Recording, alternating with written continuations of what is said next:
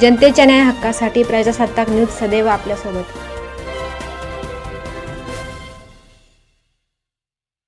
संगमनेर नगर परिषदेत उत्साहात महाराष्ट्र दिन साजरा.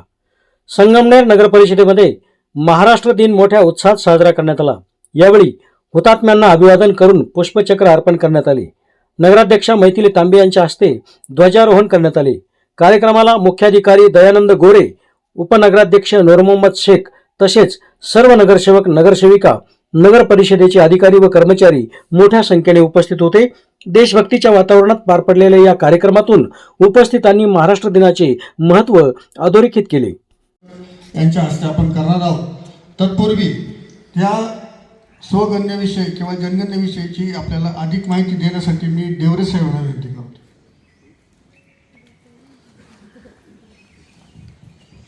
नमस्कार.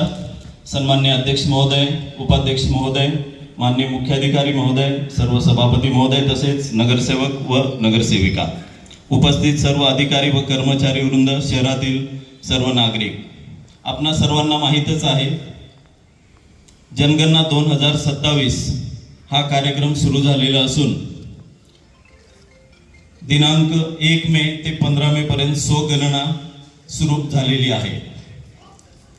आपल्या देशामध्ये आजपर्यंतची एकूण ही 16वी जनगणना आहे आणि देश स्वतंत्र झाल्यापासून ही 8वी जनगणना आहे. परंतु आपल्या देशामध्ये प्रथमच ही डिजिटल जनगणना होत आहे.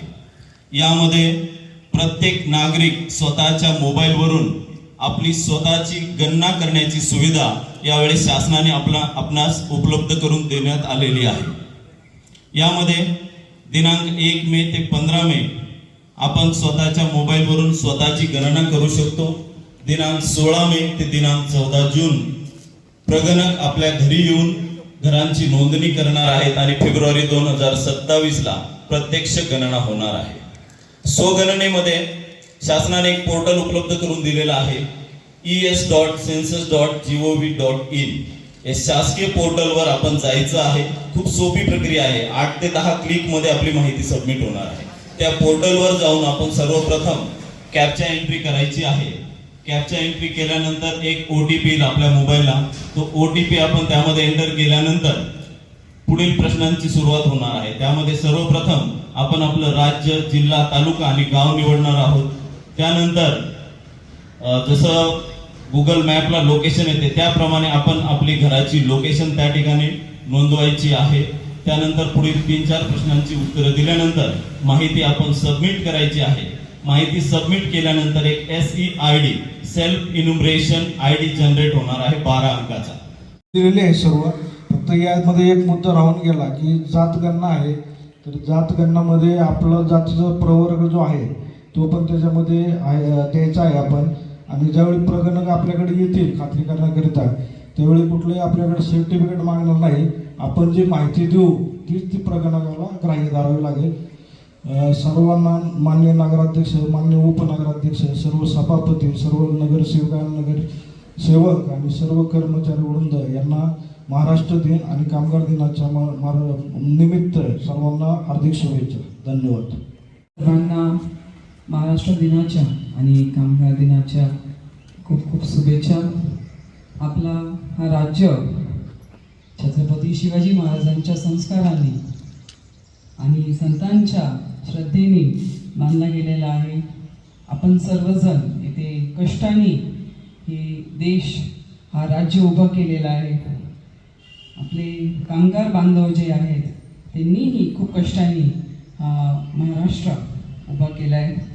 तर आपण सर्वजण एकत्र प्रेमाने राहू हीच विनंती मी या दिनाच्या निमित्ताने सर्वांना करेन. आणि परत सर्वांना खूप खूप शुभेच्छा. आणि ही जी जनगणना होणार असेल त्याच्यामध्ये मी सर्वांनाही विनंती करेन की तुम्ही आपल्या आपल्या प्रभागात सुद्धा सगळ्या लोकांना आपण काय करू, थोडंसं अजून माहिती करून सोशल मीडियाद्वारे थोडंसं एक आपण व्हिडिओ तयार करून सर्व नागरिकांना सोयीस्कर माहिती कशी भेटेल सोप्या पद्धतीने की त्यांना स्वतःहून ते पोर्टलवर जाऊन नोंदणी कशी करायची याची चांगली माहिती व्हिडिओ तयार करून आपण ती फिरवू. सगळ्या नगरसेविका नगरसेवकांना हीच विनंती आहे की तुम्ही पण आपल्या आपल्या प्रभागातील सगळ्या नगरसेवकांना नागरिकांना सर्वांना हे आपल्या ती आपली माहिती भरण्याची एक विनंती करून त्यांच्याकडनं भरून घ्यावी. धन्यवाद. आपल्या परिसरातील ताज्या घडामोडी पाहण्यासाठी आजच प्रजासत्ताक न्यूज 24ला सबस्क्राईब करा आणि रहा अपडेट. तसेच लाईक अँड शेअर करायला विसरू नका. प्रजासत्ताक न्यूज सदैव आपल्यासोबत.